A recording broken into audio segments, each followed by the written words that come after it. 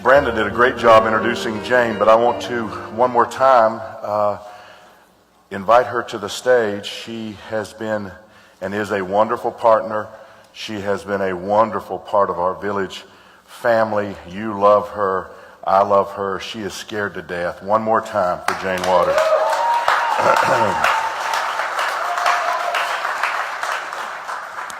Thank you, baby. Thank you. So you're nervous? I am very nervous. I don't know if I can get on the chair. And I'll give you that. And we're just going to talk because Jane has gone through some stuff over the last year or two that we have said in private times, this would make a good lesson. People could really learn from what you have walked through. And so I appreciate you having the courage to do this. Well, I feel like I'm about to have a nervous breakdown.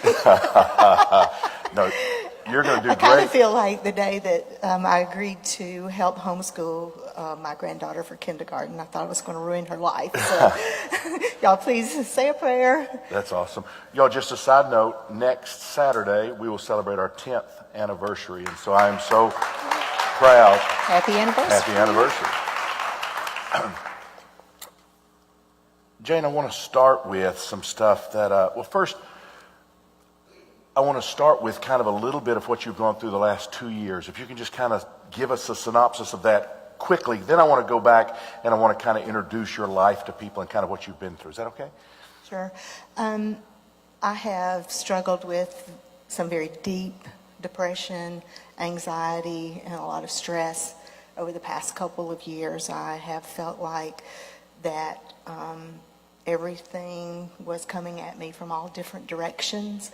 And I learned from a doctor later on in my dilemma that I had so many things going on in my brain that there wasn't any room left. So it left me with a lot of anxiety and depression. And one of the things we want everybody to know at the village, there are some places you'll go to it for church, and the idea is to act like you don't go through anything that's painful, or you don't go through anything that's really difficult. And we just feel ourselves, we can't do that at the village. We want to be honest with the emotions that we have. We want to be honest with the struggles that we have. And so what we're going to talk about is something that's very real. It affects a lot of people, and we thought this might be a great way to end 2017. So I appreciate your willingness to be a part of this. Now, I want people to know the kind of family that you come from. So you come from kind of some strong women, especially. Give us a little background of kind of where you come from. Well, I have something that a lot of people don't have, and it was not until I was in my 20s that I realized that everybody didn't get along with their mother.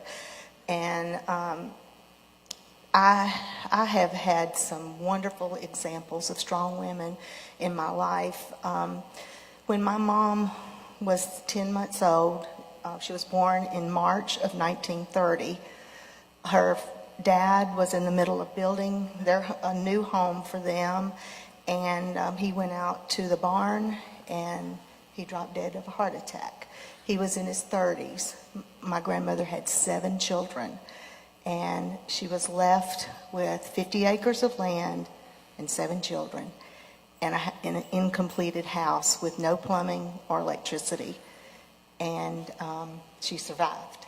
They all survived. They lived off of their land. They sold cotton, and they raised their own vegetables, and that's how they survived. Mom has told many stories. If y'all know my mother, she would tell you some stories and talked about how in the wintertime they would have to pack newspapers in the walls. And on her first day of school, she would hopefully have a nickel to buy a pencil. So she was very, very strong. And this was in the Depression, Yeah, 1930? Great Depression. And you've told me it was kind of like Places in the Heart. Have you ever seen that movie with Sally Fields where her husband dies? And it's in the Depression, but in this case, her husband died. She didn't have a helper, and my grandmother didn't have a helper, and she had 7 children instead of 2. So it was pretty rough. So as I've known Jane over the last 12 years, I've known that great admiration for her mother, whom I greatly admire as one of the greatest human beings I have ever met in my life. But you say there were also two of her sisters that even were bigger influences to you than maybe the other sisters were. Right. My mom had 3 sisters, and they were all great women, and they had the best work ethic. One sister's name is Faye. She had 6 children, and she and her husband ran a dairy farm. And again, they raised all of the grain that they fed their cows with. My aunt could put more food on the table than anybody I have ever known. And I am known as a short order cook because of her. She had 6 kids with 6 different tastes, and she made 6 different meals, and she was never tired. But I know she had to be. And they raised their own vegetables. And when I was 14, one of her sons was also 14, and he was decapitated in a farm accident. And he died with my aunt trying to hold his jugular vein together. And my aunt just picked up the pieces, and she was sad, but I never saw her that she couldn't put a smile on her face and continue the work that she did in her neighborhood and on the farm. And then a few years later, her second to the oldest son drowned at West Point Lake in a boating accident, and his body wasn't found for about 5 days. And at the same time, her daughter, that was 1 year older than me, was so strung out on drugs that nobody knew where she was. And yet the strength just kept coming. And anybody that ever knew my aunt, they will always tell you they never saw her without a smile on her face, and she just kept on doing what she had to do to get through life. So Jane grows up, and she goes to work young, has a great career, and then one of the most traumatic things I have ever heard happened, and that was 21 years ago. So I just want you guys to get a build up to kind of some of the things that were in her head as she approached these last couple of years. Well, it's actually on this day, 21 years ago, or New Year's Day, had a great day and just normal, and I was awoken in the middle of the night, probably about 2 o'clock, 2:30.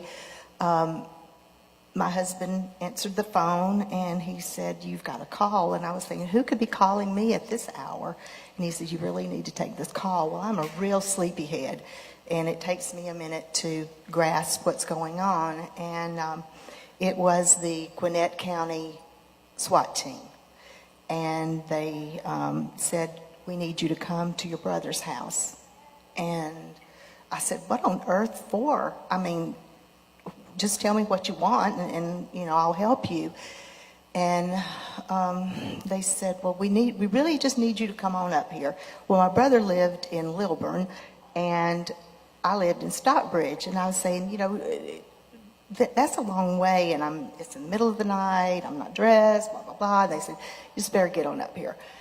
And so finally I just kept on and on. I said, "What is wrong? What is wrong?" And they said, "Well, we have the house surrounded, and your brother and his son are inside, and we need you to come." Well, my mind just went like to one of these TV shows where, the SWAT team's out there, somebody inside, and they're just trying to talk them out. And so I slammed the phone down, and I started calling my brother's phone number. And the answering machine would come on, and I would say, "Johnny, pick up the phone. Johnny, please pick up the phone. They won't hurt you. I promise, I'm on the way. They won't hurt you. Everything's going to be okay." Well, everything wasn't okay. I jumped in the shower to clear my head, and they called me back, and they said, "There's not a real rush now, but you do need to come." And anyway, a long story short, my brother and he's my only brother, my only sibling, and his only son, who was 17 years old, had shot each other, and they were both dead. So and I dated Jane for months before she told me that story, and I thought that's one of the most difficult things I've ever heard that she went through. So that was very, very traumatic. And you had to go tell your mom the news. Yeah, I think that's probably the hardest thing I've ever done in my life. Thank you. When I was talking to the police officer, I said, please, whatever you do, please don't go to my mother's house. Do not tell my mother. So that was a long ride, and I didn't know what I was going to say, but the Lord gave me strength. I just prayed the whole way up there that I would be able to talk to her and tell her.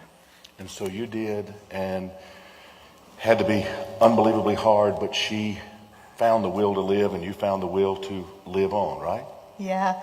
My mom was so tiny, and she was in her little bathrobe, and I came in and I said, Mama, I've got to tell you this, and I don't know how. And when I told her, she just fell to the floor, and she said, I don't want to live. Well, I can understand that, but I grabbed her little face, and I said, you still have me. We need you. And one of her pastors had gotten there by that time, and we put her back in her bed. And he was down there, and he was just praying, and I was just down there, and I just kept holding my hand up, saying, Jesus, hold my hand, because I didn't know what else to do. And my mom sat straight up in her bed in the middle of that prayer, and she said her favorite verse, which is, trust in the Lord with all your heart, lean not on your own understanding, acknowledge him in all your ways, and he'll set your path straight. And I knew at that very moment that my mama was going to survive. Now, through all of this, I'm assuming you are just strong. You're just handling all of these things that are big, but you're handling them. You're just moving ahead. You've seen these strong women. You just keep moving on. Well, yeah, and I had to, and Jenna was suffering because my nephew was her best friend. She had just turned 13 years old, and so I tried to be strong for my mom, my sister-in-law, Jenna, and just everybody, and just kind of concealed my grief. Now, one more. I want to go through one more hardship, and then we're going to get into the more recent times, okay? But Okay. 2003, you had another difficulty that kind of was a surprise. Yeah. So I am sitting at my desk at work, and one of those little things flops up that says on your computer screen says you've got an email. Well, it was from my husband, which that was kind of a normal thing. We both worked for local school system in different departments, and we were always, shooting each other emails back and forth. Well, on this particular morning, my email says, when you get home from work today, you may notice that some of my clothes are missing. I have decided that there may be something more out there for me, and we're just going to see where this leads. And to say I was devastated would be crazy. We had been married for 23 years. Our daughter had just graduated from high school the year before, and just thought that we were, empty nesters and just going to start our lives all over again, and it didn't happen. So those are the big things that she went through, and then life got better. We got married. That was very good, wasn't it? That was pretty good. He's a bit humble. Yeah, that was like, so it's like No, shoots to the top. It was great. No, so we meet and we date and we get married, and we're kind of involved in the village and just excited. We moved the village up here, and then a couple of years ago, kind of a different reality for you. Yeah, I just kind of did what I call sliding into the tank. I just felt like the whole world was crashing in on me. Every task that I would start just seemed huge. I mean, just the smallest of things. I didn't want to go anywhere. I didn't want to see anybody. I had to, but I didn't want to. And so this led you to realizing that you were in a pretty deep depression and anxiety, both of those things? Yes, and because of my brother's history, I recognized it immediately, and I probably doomed myself trying to not be I'm not going to say not be the person he was, but not go where he went. And so this is when the doctor says that as you meet a doctor and talk, that you have had some significant trauma and that there's no space up there. You have kind of got it all up there. You have looked like you're handling everything, but now the simplest of things, you don't have really a place to even process it. That's right. All of my little compartments were full, and they were just running over, and I got a small head anyway. And so anyway, everything was just kind of bouncing off, but I was just internalizing everything. I mean, anything that would go wrong, I would feel like it was my fault. If something broke, I felt like it was my responsibility to fix it. It's hard to explain, but I was crying almost every day. I was trying just to keep it from my mom and my daughter, and just trying, every day believing that maybe the next day would be better. And one of the other things that I noticed is her, there's a healthy admiration you can have for people, and you can learn from people.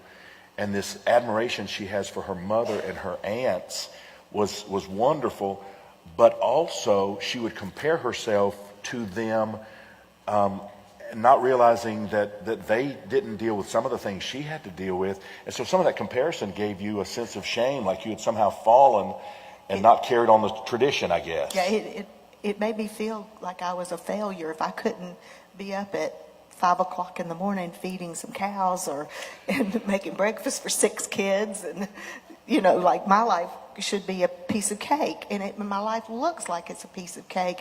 And maybe yours does too. But there's something deep inside that's keeping you from your joy. Now, let me ask you this, and no, you don't have to look around or anything, but any of you relate to the depression that she is feeling? Anybody ever been down that path where you say, I know what that's like, I know what that's like, I see? Many, many people here know exactly kind of what you're talking about. So you began this healing process, and I had a front row seat. So let's talk about some of the things that were helpful to you.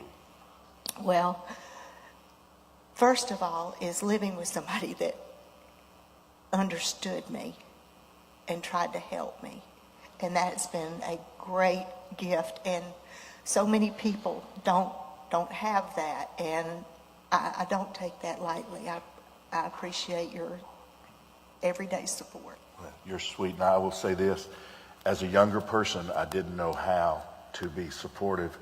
I didn't know much about the whole depression side of things. I kind of am wired where that wasn't something I knew a lot about. But I had never met anybody like Jane, and I didn't want to fumble. I didn't want to fumble it if I could serve her in any way. So I tried to be a good support, and didn't always do great, but I sure tried. So what else was helpful?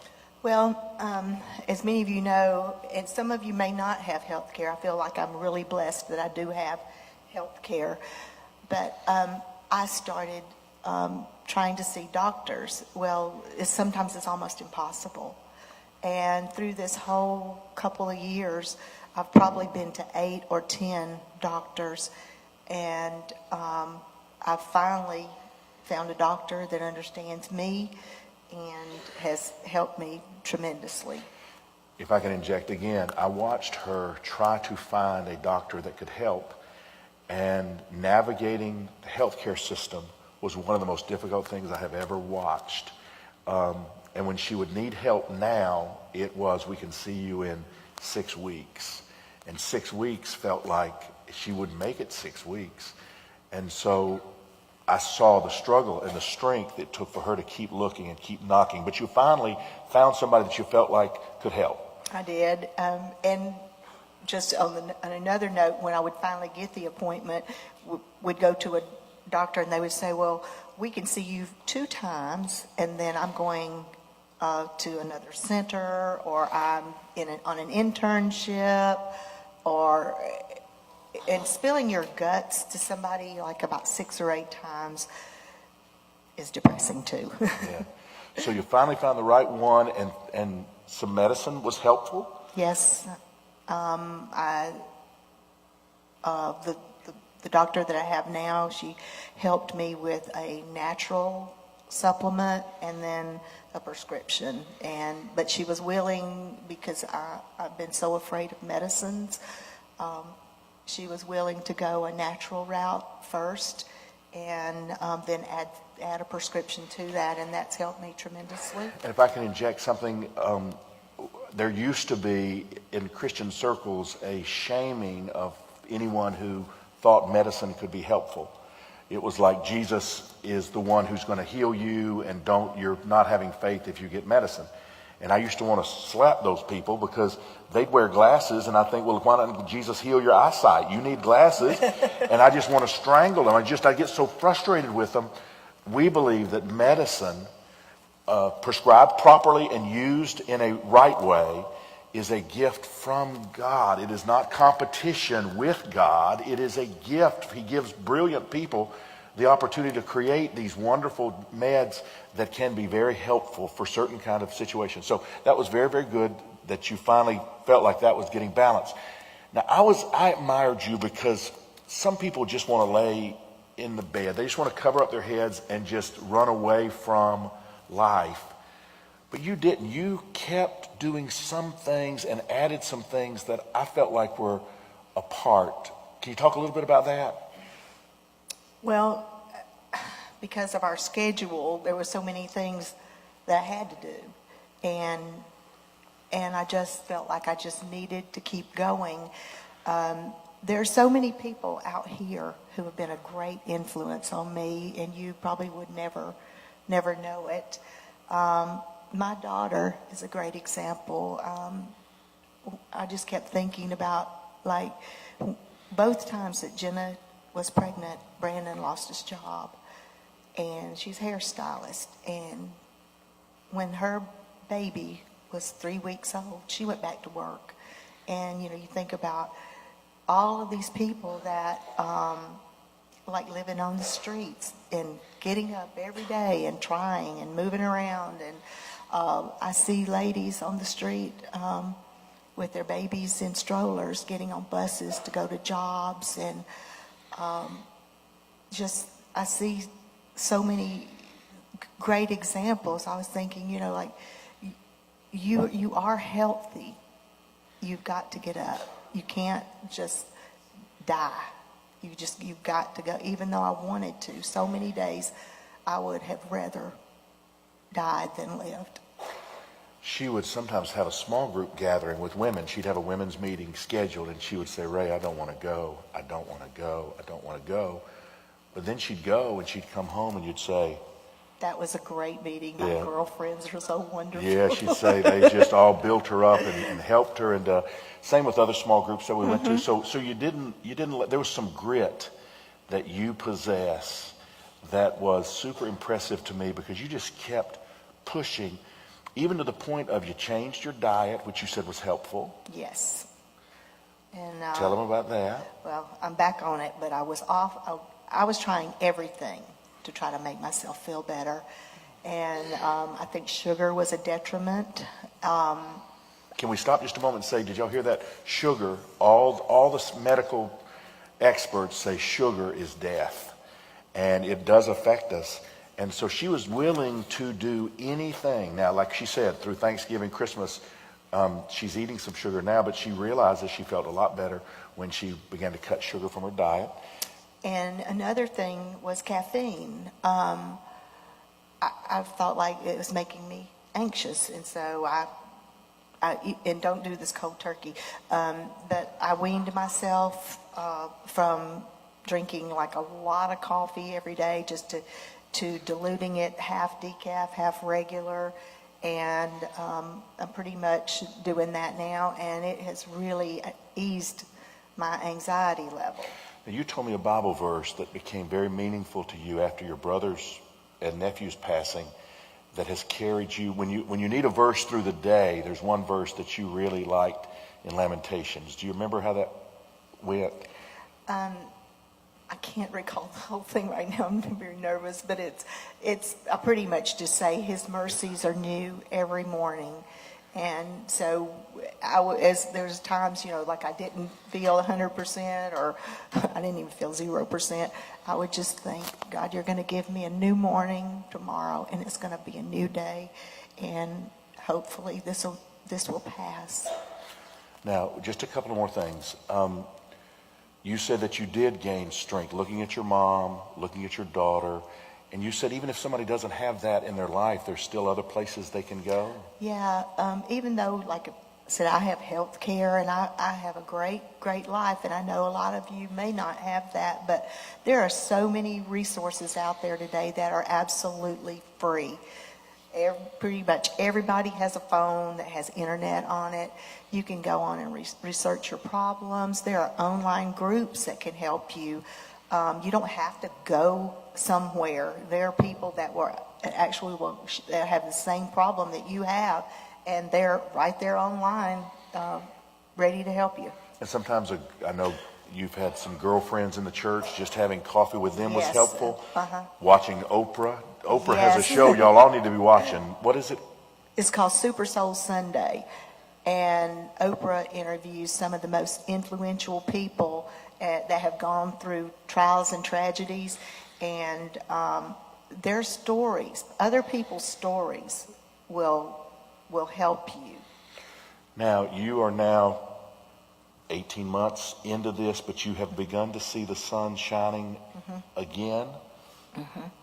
And one other thing that I did that has helped me more than a little is exercise.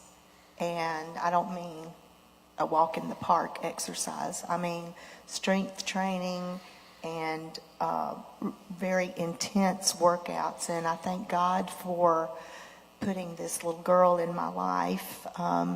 One of the suggestions of one of my many doctors was to thrust myself into a vigorous exercise program. And I really wanted to slap him in the face when he said that. But I joined Planet Fitness, and it's like $10 a month. And I started doing these little circuit classes and befriended a young lady that was teaching those classes. And one day, even though I was still depressed, I couldn't figure out why I was doing so many things and nothing was changing.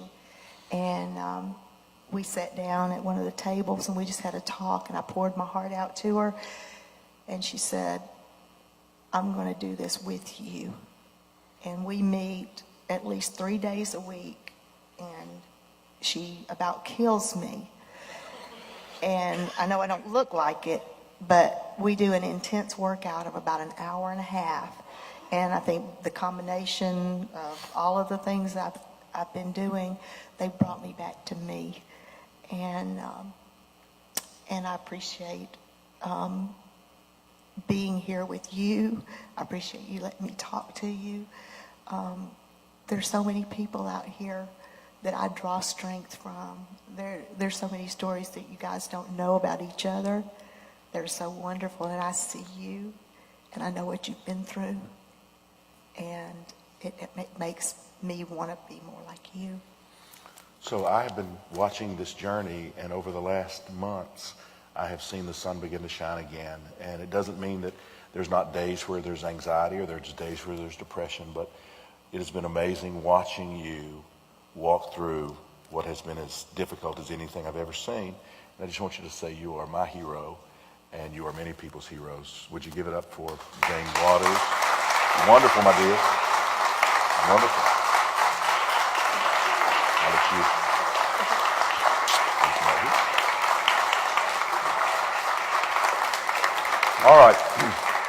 I want you to be seated just for a couple of minutes. I just want to kind of wrap it up. I appreciate the honesty with which James spoke. I think some of the points are important for you to remember because you might be right where she has been right now. And so just want you to remember a couple of things. Difficulties are a part of living. All of us go through them. Find some heroes who handle hard times. And if you can draw strength from them or imitate them or something that's helpful, then do that. And I've heard Jane say that over and over again. She finds strength from so many of you. She finds strength from others that she listens to, books that she reads. She just is always trying to push through. And I think that's very admirable, very important. Realize grit in life, grit is required for most everything. I wish that this gospel message that we get to preach, I wish it was as simple as just say yes to a couple of things and put your feet up on a reclining chair and it's easy street from there on. But what I've discovered is that's not the way it works. There's some grit that's required. Everything is free. God blesses us. God loves us. We don't have to earn his love. But it takes us getting out of the chair and being willing to do some things for it to really happen in our lives. Grace is one of those $1 million words that has several meanings. One is unmerited favor, but another definition of grace is, and it's one of my favorites, spiritual guts.